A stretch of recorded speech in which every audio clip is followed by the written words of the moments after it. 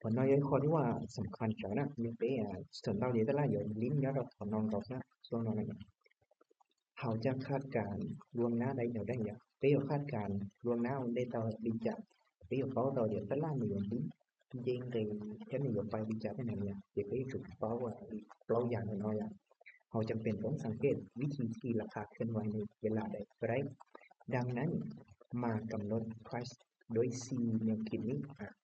thì lâu dài này nói lâu dài rồi tức là lời biến nhớ đâu nó cho người lợi vào tập đặt nhớ cái số trong nàyซีแนวคิดเกี่ยวกับการเคลื่อนไหวของราคาอีข้อที่หนึ่งมั่ว consolidation มีส่วนว่าการตลาดแลนเนี่ยตลาดแลนปกติแล้วจะเก็บพวกราคาอยู่ในเขตน้อยซื้อดีเดี๋ยวพี่สังเกตปอดส่วนตลาดลิ้นไซเวย์đó là chỉ là do thu li consolidation doส่วนเนาะเดี๋ยวส่วนไซเวย์thì or มี expansion การขับไล่ขับราคาออกไปส่วนน้อยส่วนที่ว่าหนึ่งลิ้น break out ว่าเป็นสังเกตปอดที่เต็มไปมาไปใช้กับความจริงที่เป๊ะจะเรียกว่า retracement การกลับคืนหลังจากเคลื่อนที่ไประยะเดียวเราคูรี pullback ส่วนเราเป๊ะเอาเป้าในเดียวอาจจะเรียกว่า break out ระยะ sideways break out ลิ้น pullback นั่นเองreversal ที่จะส่วนหนึ่งกลับตัวเนี่ยกับเทรนกลับตัวนะครับติดเดียวละเยตลาดเป๊ะสังเกตตรงเยตลาดในลิ้นจะรีเปล่า pullback นะเสียbao nhiêu phép này để lọt sáng cái cặp trình của mình trung chẳng nha ok còn nói gì cũng do do cặp trình ปัจจุบันฉันอยากจะผมว่าแคปจอแล้วก็ไปสังเกตได้ที่เป๊ะเราใช้วันเดย์เป็น consolidation เนี่ยข้อที่ราคาแลนไซด์เวย์นั่นเองจงจางเนี่ยกับจริงที่เป๊ะสังเกตนะจอส่วนวันหนึ่งจีไปเด็กไปเจแล้วในลิงก์ไซด์เวย์ก็นอนอยู่ในคุย consolidation ส่วนนอนอะไรที่ย่อมดเป้นะอย่าง consolidation นะอย่างที่เดียนในคุยมีเชื้อสะสมแล้วในเมื่อรอแค่อย่างเราเราไม่ใช่เลยเราเราย่อการในผักตัวซะconsolidation ย่อส่วนราคาในลิงก์ผักตัวเป็นไซด์เวย์นะกู้สะสมราคาเรานี่หลายอย่างเราไม่อยากเป็นchỉส่วนเราไปเป้าในเดียวเนี่ยแต่ละลิ้นไซเวย์ที่จะส่วนวันนี้แลนเนาะเราหกกรอบนะซึ่งการยุส่วนเขาส่วนน้อยเกิดขึ้นก่อนราคาจะเคลื่อนไปในแนวได้ก็ได้หลังจากการเคลื่อนไปข้างหน้าหา target หาเป้าหมายหรือหลังจากที่เป้าหมายจะเข้าสู่ buy side และ sell side liquidityส่วนน้อยในที่นี้ส่วนว่าตลาดสังเกียวได้ตลาดหยุดพักตัวได้สังเกียวได้อย่างมันเยไปนี่มันเยไปหาเจ้าฝั่งว่าไปหูรินใบซ้ายเนี่ยตัวการเนี่ยใบซ้ายเนี่ยก็ส่วนน้อยนิดต่อมีองค์เกลเราเซลล์ซ้ายของน้อยนิดต่ออย่างก่อนนะเดี๋ยวตลาดเป็นหนึ่งลิ้นหลอกที่ในนี้เราส่วนน้อยการเป็นหนึ่งเยไปกวดที่ฝั่งสองกวดฝั่งเราที่มันไปส่วนรอบๆแต่น้อยที่เห็นเรามันเยอะสร้างเป็น consolidation เยอะผักตัวลิ้นไซเวย์ลิ้นเราส่วนเราตาเป็นมันทุบทำให้ทุบล้อนะเย็นหนึ่งมันเราลิ้นชอนเราด้วยแต่ก็เราลิ้นเป็นเรื่องของเราเย็นเป็นขาขึ้นไซเวย์ขาขึ้นเนี่ยที่ได้ใช้เขาต่อไปเจเป็นเราใช้เรา expansion ในโมนาที่อวยอย่างอะไรแต่ไปใช้เรา consolidation อย่างตลาดไซเวย์อะไรแต่ไม่ใช้เราไซเวย์ส่วนหนึ่งลิ้นแล้วเราเข้ามาconsolidation พอลิ้นเรา expansion เรื่องการขับเคลื่อนราคาแล้วโซนวันแล้วพวกนี้ break out อะไรส่วนน้อยจริงตัวอย่างเนี่ยตัวอย่างถ้าเราอยู่ลิ้นนี่เนาะในเยอะมั่วการ expansion เป็นขาลงอย่างนี้เยอะมั่วการ break out เป็นขาลงเท่านี้ลิ้นเป็นขาลงได้อย่างนี้ลิ้นเป็นconsolidation นี่ลิ้นเป็นยุดชั่วคราวลิ้นไซเวย์ตายจะในมานะครับเคลื่อนราคาไปหาเป้าหมายนะเกี่ยวตัวอย่างกราฟอย่างตัวอย่างกราฟเกี่ยวกับมวดจากหลังจอลอสของเราเนี่ยเกี่ยวกับจริงยิ่งมั่วเนี่ยตัวอย่างไปใช้เนี่ยด้านล่างนี่ลิ้นมั่ว consolidation ของน้องได้อย่างชอบตัว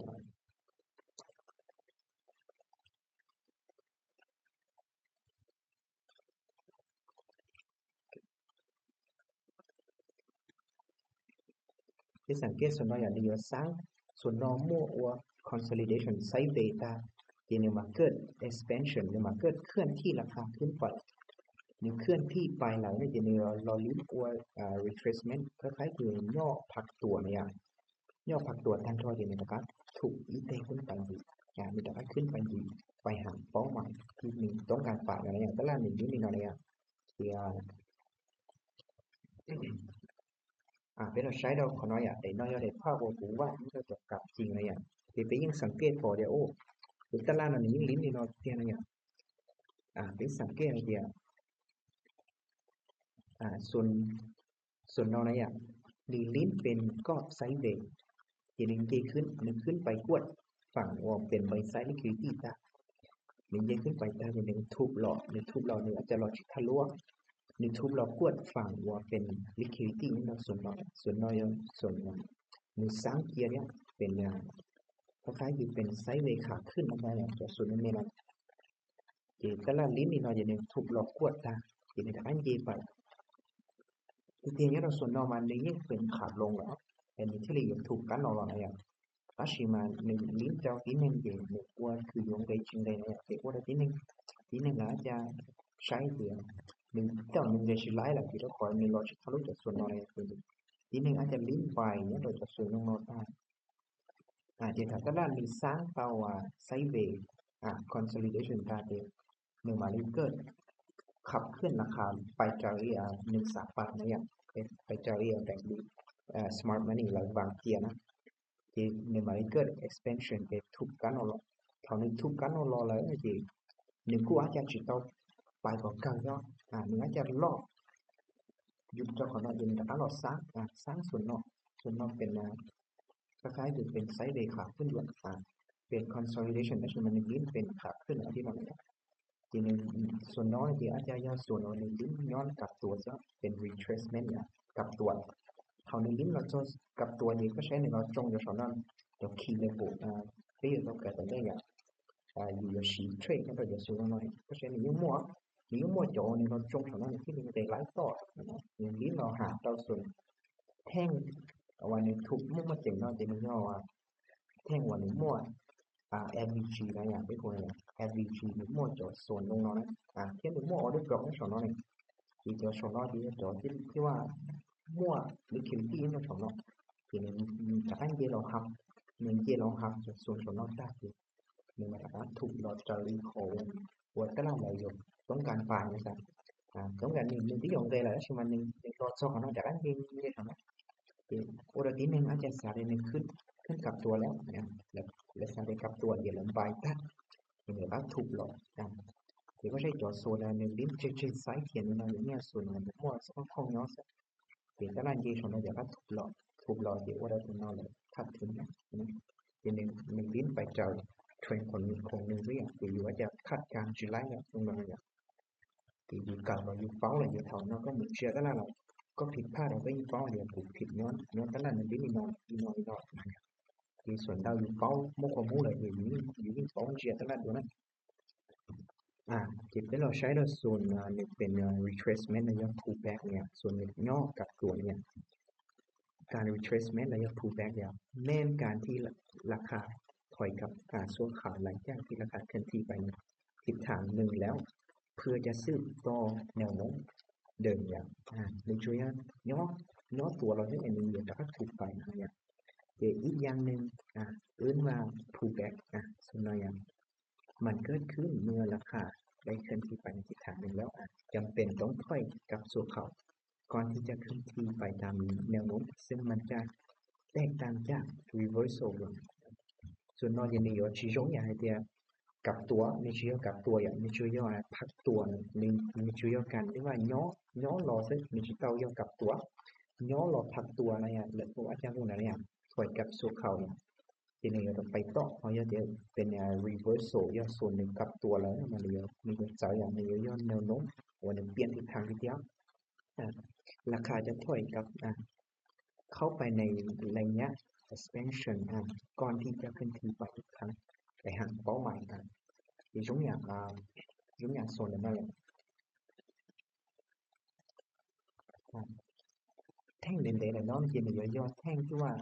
จุดอวนลุกไปพูดย่อ expansion เนี่ยตารางเดนรอหลายมันจะมีอยู่จากการย่อตัวขึ้นไปหาสูงที่ว่าเป็น expansion minimo average นะจะสำหรับแค่ minimo order block ให้นะสำหรับเดี๋ยวมีจากการมีไปเดี๋ยวขึ้นหลอดจอ expansion ที่จากการถูกหลอดนะอยู่ตรงนี้ขออธิบายหน่อยนะนี่ขึ้นไปหาไปเข้าไปในระยะ expansion นะเดี๋ยวในมาลีดาขึ้นที่ไปเลยไปหาเป้าหมายกันเดี๋ยวถ้าสังเกตให้ดีในขณะที่ราคาเก็บแบบนี้มันกำลังเก็บกินsell side sell side liquidity จากเทรดเดอร์ที่เปิดไว้เกินไปและวาง stop loss ไว้ข้างถึงเดี๋ยวช่วงอย่างเนาะเลยยกอย่างส่วนน้อยแต่ละเลนี่เนาะวีเจ้าขอเดือน1เจนี่เนาะเดือนที่1นะแล้วบายเนี่ยเรานอตาแล้วแล้วลิ้นบายส่วนน้อยเจไปย่อตัวรอแล้วสิมันย่อเราจ่อไม่อายซะอย่างอยู่จริงเชียร์ปอดตลาดดาๆเนาะนะยังก็เทรดสต้องซื้อนี่ก็จะปอดที่สูงไม่นะซะเดี๋ยวก็จิเป้าเดี๋ยวตลาดแต่สิเนาะเนี่ยย่อจอรู้แบบตรงนี้จังนะอยู่เทรดน่าสต้องเยอะอยู่ว่าจะปอดเท่านึงแท่งเด่นๆเราซื้อเราต่อขอนอซะอยู่ว่าจะเจอปอดพวกตัวน้อยเนี่ยแต่สิเนาะตลาดย่อเราปอดตึ้งแล้วเนี่ยเดี๋ยวส่วนเราจะไปเทรดสต้องอยู่แต่จะจุดcho cái chỉ xả đến dễ đó mà chăm thúng một chèn này đó màที่จริงแล้วตลาดนึงยังมั่วทิศทางไปเนาะก็สิจะสิบอกซื้อเนี่ยเดี๋ยวจอลิ้นไปเนี่ยเราส่วนน้อยเดี๋ยวลิ้นตัวส่วนน้อยเดี๋ยว SL เนี่ยเราตาเดี๋ยวเนาะเดี๋ยวตลาดถูกหลอกเก็บ SL ตาจะน้อยเนี่ยจะคาดถึงเราส่วนน้อยเดี๋ยวมันเลยเราทำยังไงเราจ้อน้อยอย่างนี้ยังในชีต้องการไปแล้วเนี่ยจะเนี่ยจะลิ้นเดี๋ยวกลับตัวมันส่วนน้อยเนี่ยเป็นตัวอย่างเนี่ยจุดเนาะแต่ละลิ้น consolidation sideways ตาเจนในลิ้นขับเคลื่อนราคาขึ้นตาเจนรอดเราpullback รอดต่อข้างนอกจากนั้นที่ไปหาเป้าหมายไปหาเป้าหมายของเราเองที่นอกจากนี้ที่เอาในลิ้นย่อตัวจากการลิ้นย่อตัว retracement ถึงสิเราหาเจ้าโซนว่าเป็น average ระยะ expansion เนาะนี่เราส่วนน้อยเจนี่มันเจไปอีหรือสิเนี่ยเจขอน้อยเจจุดวันนึงเจอาจจะ1เจไปสุดแล้วที่จะดึงแต่มีอยู่กับตัวนี่เจอาจจะมันได้ย่อกับตัวแล้วที่จอที่นึงลิ้นไปเราจะส่วนน้อยได้ส่วนน้อยมีย่อตัวเรา pullback เรานี่น้อยแต่ละลิ้นไปเราส่วนน้อยได้ทีนี้จะบ้านใจเราเดี๋ยวเราจะนอนแล้วเสียงไม่ตรงนั้นที่จะขอเดี๋ยวนี้หมดสภาพคล่องแต่ละที่ใจรอไล่อยากกูเห็นเลยเจแต่ละอยู่ในไลฟ์วีดีโอขอเดี๋ยวนี้หมดสภาพคล่องเลยแต่ละที่จริงๆเลยรอไล่นะเจไปใช้ยิ่งย้อนนี่ได้mình dây lái video khỏi đi mua tí nên phải nó để cho Excel nó học khác nó thì ta lên dây phải thì do là cho nó xuân đau ra thì train này vừa cho thử nhau á vừa cho nhận thử nhau thì ta là tin để lo để có được khác thử xỉa lái nhé nó thì cho ta là người lo nó chỉ sự xuân đau thì áp cho do tí nên nhận thử nhau còn lấy nhau như dưới này thì vừa cho train nó thì sau nó vừa cho việc vừa lấy cầm bài phải nhưng mua giờ lấy cầm bài cho sự nó mà cho cái vừa đi bài rồiเอาใจยืนต่างเนาะแต่ละร้านไงเราก็อยู่เสียนะแล้วชิมาย่อตัวเทรดหลายถือมันเด้นี่เป็นหลายเสียเนาะพออยู่จอหลายย่อยอยู่เทรดเก็บซ้ำซื้อเนี่ยอยู่หลายกำไรแล้วจะสุดออกมาก็เสียส่วนน้อยจ้อน้อยย่ออยู่ถืออยู่เยอะเนี่ยปิดหลายกำไรก็ไปเราก็ส่วนน้อยอยู่ปิดหลายกำไร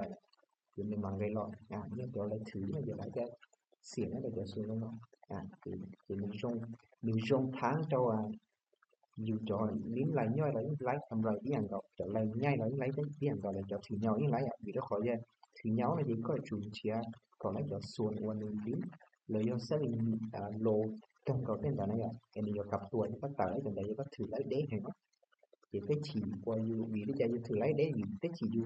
tờ thức cho xuồng quan đường tím rồi nhưng cặp tuổi thì này thì có những sản phẩm thử lấy đế hay không thì do okay เก็บไว้เราใช้แล้วต่อไปเนี่ยเป็นบทเรียนกูว่าสิม่วนเต่าอะไรเนาะ บทเรียนเจ้าตานี่น้อยเนี่ยบทเรียนไปเก่าเนาะเนี่ยเจ็บตัวอย่างเนี่ยจะน้อยเนี่ยเจ็บไปใช้ตลาดหนึ่งลิ้นไปจอลิปลองหูแบบนะเสียมั่วไซเวไซเวตาจะในลิ้นขับเคลื่อนราคาexpansion ตาจะในลิ้นเนี่ย pull back กับตัวอยู่ในตะการลิ้นขับเคลื่อนราคาบนต้นนั่นเนี่ย